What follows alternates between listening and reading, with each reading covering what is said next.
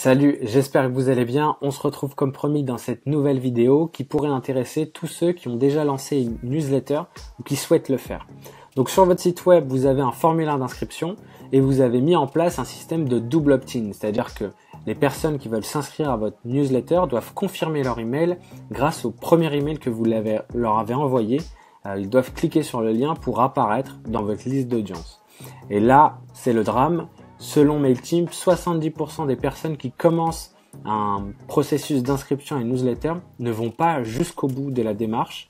Ils ont pas reçu l'email, ils ont oublié de s'inscrire, donc il y a plein de raisons possibles et on le verra ensemble. Ces emails ne s'afficheront donc pas dans votre liste d'audience et du coup impossible de les contacter. Mais le double opt-in, ça sert quand même, ça vous permet d'avoir une base d'emails qui est plutôt assez propre et du coup d'améliorer votre taux de délivrabilité. Dans cette vidéo, on va voir comment récupérer ces emails, même si vous avez déjà lancé une newsletter. En effet, les adresses email qui ne sont pas confirmées sont enregistrées dans MailChimp, mais ils ne sont pas accessibles via le dashboard. On va voir aussi comment utiliser ces emails. Donc, petit disclaimer, je vais vous présenter plusieurs solutions et ensuite, à vous de voir quelles solutions vous voulez mettre en place dans votre entreprise, suivant les réglementations en vigueur, RGPD par exemple, et les process de communication que vous avez mis en place dans votre entreprise. Enfin, on va voir comment réduire ce nombre de personnes qui s'inscrivent mais qui ne confirment pas leur adresse email. Si grâce à cette vidéo vous récupérez un paquet d'emails, c'est bien, mais ça veut aussi dire qu'on peut améliorer le process. Il doit y avoir une des étapes dans le process que l'on pourrait améliorer et on va voir ça ensemble. Pour l'exemple d'aujourd'hui, on va utiliser un compte MailChimp d'un ancien projet. Je vais y ajouter mon adresse email.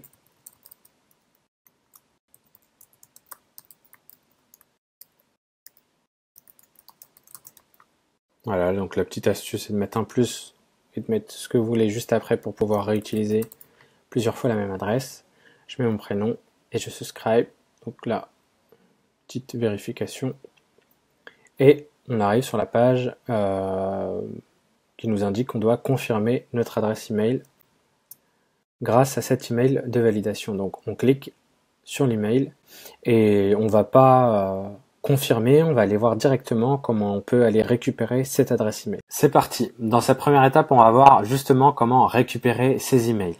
Donc pour récupérer ces emails, on doit passer via l'API de MailChimp et pour cela, il faut créer sa clé API. Donc pour créer sa clé API, on va dans Account, dans Extra et là on a API. On clique dessus et on va pouvoir créer ici sa clé qu'on va pouvoir réutiliser. Donc moi j'utilise Postman, ce qui me permet de faire des requêtes sur une API. Donc là en l'occurrence MailChimp. Donc dans Authorization, je vais pouvoir mettre la clé d'API, la clé API qu'on vient de créer. Et dans l'URL que je vous ai mis ici, il va falloir changer 3 éléments. Donc ici l'URL de votre compte MailChimp, donc ça peut être US13, ça peut être US12, etc. À vous de voir sur votre URL dans votre navigateur. Et ensuite ici de changer et de mettre l'ID de votre liste, la liste dans laquelle vous voulez récupérer les emails des personnes qui se sont inscrits.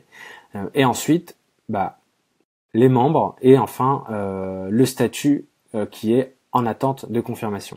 Et donc en tapant dans cette URL, on arrive à récupérer les informations dont on a besoin. Donc là, on retrouve l'email qu'on a mis ensemble tout à l'heure et on voit bien qu'il est en attente. On a aussi les autres informations qu'on a remplies. Et tout en bas, on a le nombre total d'emails. Donc là, avec les tests que j'ai fait, on a deux emails qui sont en attente. Et donc, on peut récupérer directement ces informations-là en format JSON. Et on va pouvoir, via des outils, un IDE ou autre, pouvoir parser ces informations pour récupérer seulement les informations dont on a besoin. Pour la partie technique, on va s'arrêter là. Pour ceux qui me suivent sur LinkedIn, vous le savez, j'ai lancé une formation en ligne sur l'automatisation et notamment apprendre à utiliser des API. Et on voit en détail justement comment faire ces requêtes, ces différentes requêtes. On s'arrête là sur la partie technique, on va passer maintenant à l'autre partie de la vidéo. Donc comment justement exploiter ces adresses email maintenant qu'on les a récupérées, on les a soit dans un format CSV ou un format JSON, on va voir comment les exploiter. Pour ça, il y a plusieurs solutions. Comme je vous l'ai dit tout à l'heure, je vous propose des solutions et ensuite à vous de voir en interne lesquelles vous voulez mettre en place. La première solution, c'est du Facebook Ads, donc du lookalike, c'est-à-dire que dans votre Business Manager, vous allez rentrer ces adresses email pour justement aller cibler seulement ces adresses email, enfin les propriétaires Facebook de ces adresses email. En général, cette audience va vous coûter beaucoup moins cher que d'autres audiences parce que c'est des personnes qui par principe se sont inscrits sur votre newsletter, donc ils n'ont pas confirmé, mais en tout cas ils ont déjà entendu parler de vous. Donc vous pourrez comme ça les retargeter sur un sujet différent, aller télécharger un e-book, etc. La deuxième solution que je vous propose, c'est de renvoyer un email de confirmation. Donc renvoyer un email de confirmation pour demander, bah voilà, est-ce que vous voulez toujours vous inscrire à la newsletter. Et enfin, la troisième solution que je vous propose, elle est seulement valable pour ceux qui sont par exemple en B2B. Donc en B2B, grâce à la construction de leur email, vous allez pouvoir voir de quelle entreprise ces personnes vous contactent, par exemple le nom de la boîte.com, et vous allez pouvoir aller soit contacter la personne qui s'est inscrit à la newsletter, ou soit le bon interlocuteur dans l'entreprise, étant donné que c'est une entreprise qui peut-être vous connaît votre solution, qui s'est intéressée à un moment donné à votre service. Donc ça, c'était pour la partie solution, et on va voir ensemble comment réduire ce nombre d'emails de personnes qui s'inscrivent à une newsletter mais qui ne confirment pas. Alors pour ça, on va dire qu'il y a plusieurs facteurs. Il y a, pour moi, dans le parcours, il y a 3 étapes sur lesquelles on pourrait agir pour améliorer ce parcours. Si vous avez un nombre très faible de personnes qui ne confirment pas, on va dire qu'on peut laisser le tunnel tel quel, mais si effectivement vous avez beaucoup trop d'emails, on va pouvoir améliorer ce processus. On va pouvoir l'améliorer sur 3 étapes clés qu'on va voir ensemble. Première étape, c'est pourquoi ces personnes s'inscrivent à votre newsletter. Peut-être que vous avez déjà mis en place un contenu gratuit à télécharger en échange d'adresse email, mais peut-être qu'il faut le mettre plus en avant. Comme ça, les personnes qui s'inscrivent à votre newsletter ont un but précis et ils continueront le processus d'inscription jusqu'à récupérer ce contenu que vous avez donné. Ça peut être un PDF, ça peut être une vidéo, un podcast, etc. Donc, si le contenu si la personne s'inscrit pour ce contenu, justement, elle va aller jusqu'au bout du process, jusqu'à récupérer cette ressource. La deuxième étape, c'est dans la page de confirmation. C'est-à-dire que avant d'arriver à l'email, on a une page qui nous dit, bah voilà, merci pour votre inscription.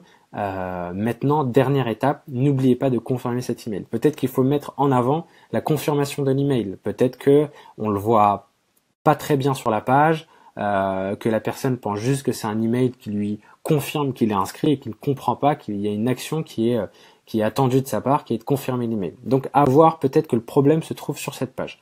Et enfin, dernière étape, l'objet de votre email de confirmation. Il doit être clair, il doit indiquer clairement qu'on attend de l'utilisateur une confirmation.